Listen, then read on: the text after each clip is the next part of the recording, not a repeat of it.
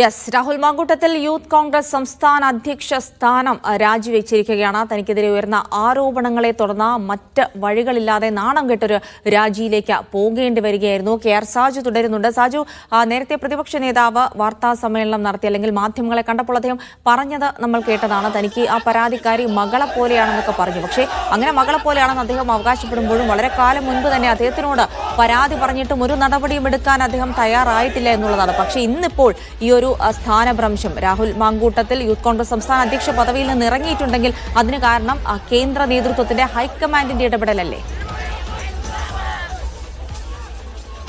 തീർച്ചയായും ഹൈക്കമാൻഡിന് കടുത്ത നിലപാടുണ്ടായിരുന്നു ജിൽസി. ഇക്കാര്യത്തിൽ ഹൈക്കമാൻഡിന് മുന്നിൽ മുമ്പേ തന്നെ ഏതാണ്ട് 8-9 പരാതികൾ ലഭിച്ചിരുന്നതാണ്. ഏറ്റവും അവസാനം ഇത്തരം ഒരു വെളിപ്പെടുത്തലുകൾ കൂടി വന്നതോടെ, പരസ്യമായി വന്നതോടുകൂടി ഇനി അത് ഗൗരവത്തോടെ കാണാതെ പോകരുത് എന്ന് KPCC നേതൃത്വത്തിന് കർശനമായ നിർദ്ദേശം ഹൈക്കമാൻഡ് നൽകുകയായിരുന്നു. കേരളത്തിന്റെ ചുമതലയുള്ള ജനറൽ സെക്രട്ടറി ദീപാദാസ് മുൻഷി തന്നെ ഇത് ഗൗരവമായി കാണണം, നടപടികൾ വേണം എന്ന നിർദ്ദേശം നൽകി. അതിന്റെ അടിസ്ഥാനത്തിലാണ് ഇക്കാര്യങ്ങളൊക്കെ ഇപ്പോൾ സംഭവിച്ചിരിക്കുന്നത്.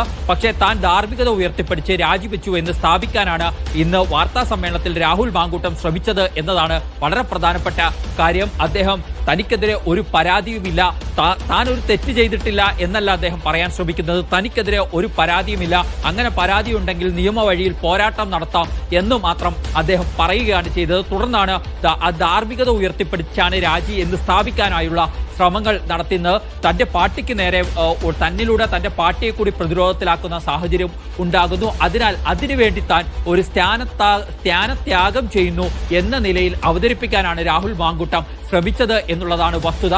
അതേസമയം അദ്ദേഹത്തിൻ്റെതായി പുറത്തു വന്ന ഓഡിയോ ഉണ്ട്. ആ ഓഡിയോയെ കുറിച്ച് ചോദിക്കുമ്പോൾ അത് ആർക്കെങ്കിലുമൊക്കെ ഉണ്ടാക്കാൻ കഴിയുമല്ലോ എന്ന് പറയുന്നതല്ലാതെ അതിലെ ശബ്ദം തന്റേതല്ല എന്ന് പറയാൻ പോലും രാഹുൽ മാങ്കൂട്ടം തയ്യാറായിട്ടില്ല എന്നുകൂടി നമ്മൾ മനസ്സിലാക്കേണ്ടതുണ്ട്.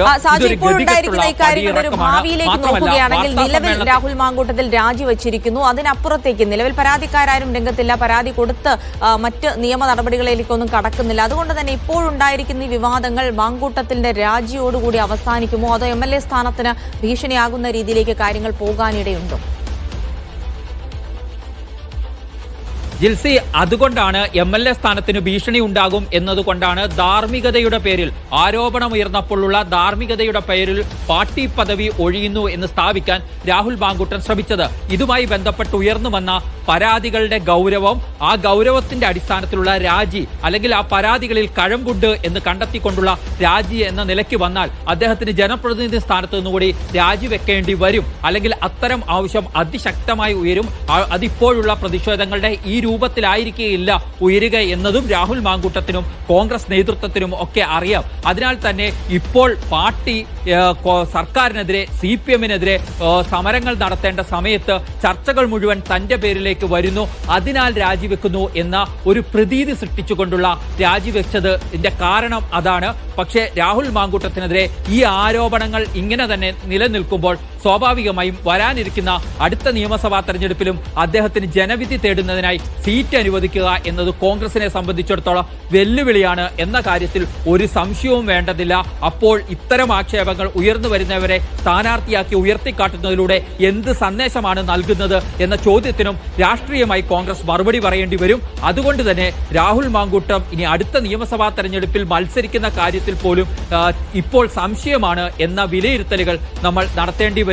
പക്ഷെ അതുണ്ടാവാതിരിക്കാനാണ് തന്റെ രാജി ആരോപണങ്ങളെ തുടർന്ന് അല്ലെങ്കിൽ ആരോപണങ്ങൾ വസ്തുതയുള്ളത് കൊണ്ടാണ് എന്ന് പറയാതിരിക്കാൻ, അല്ലെങ്കിൽ ഏതെങ്കിലും അർത്ഥത്തിലുള്ള കുറ്റം ഏറ്റുകൊണ്ട് പറയാതിരിക്കാനുള്ള ശ്രമം ഇപ്പോൾ രാഹുൽ മാങ്കൂട്ടം ഈ വാർത്താ സമ്മേളനത്തിൽ ഉടനീളം ശ്രമിച്ചത് എന്ന് നമ്മൾ കാണേണ്ടതുണ്ട്. അല്ലാതെ ആരോപണം ഉന്നയിച്ചിരുന്ന ആർക്കെതിരെയും നിയമ പോരാട്ടം നടത്തുമെന്ന് അദ്ദേഹം ഉറപ്പിച്ചു പറയുന്നില്ല ഈ ഘട്ടത്തിൽ എന്നതുകൂടി നമ്മൾ കാണേണ്ടതാണ്.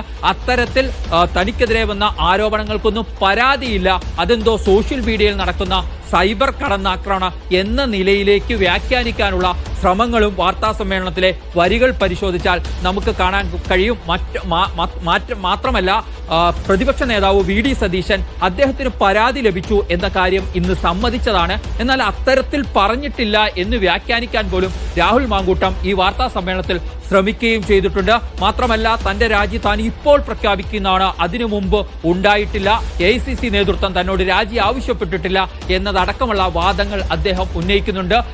വളരെ കൃത്യമായ വാർത്താ സ്രോതസ്സുകളുടെ അടിസ്ഥാനത്തിൽ തന്നെ പറയാൻ കഴിയും. AICC നേതൃത്വത്തിന്റെ കടുത്ത നിലപാടിനെ തുടർന്നാണ് യൂത്ത് കോൺഗ്രസിന്റെ സംസ്ഥാന അധ്യക്ഷ പദവിയിൽ നിന്നും തെരഞ്ഞെടുക്കപ്പെട്ട സ്ഥാനത്ത് നിന്നും രാഹുൽ മാങ്കൂട്ടത്തിന് രാജിവെച്ചിറങ്ങിപ്പോകേണ്ടി വന്നത് എന്ന കാര്യത്തിൽ ഒരു സംശയവുമില്ല. ആ രാജിയുടെ പ്രഖ്യാപനം മാത്രമാണ് ആ വാർത്താ സമ്മേളനത്തിൽ ഉണ്ടായത്.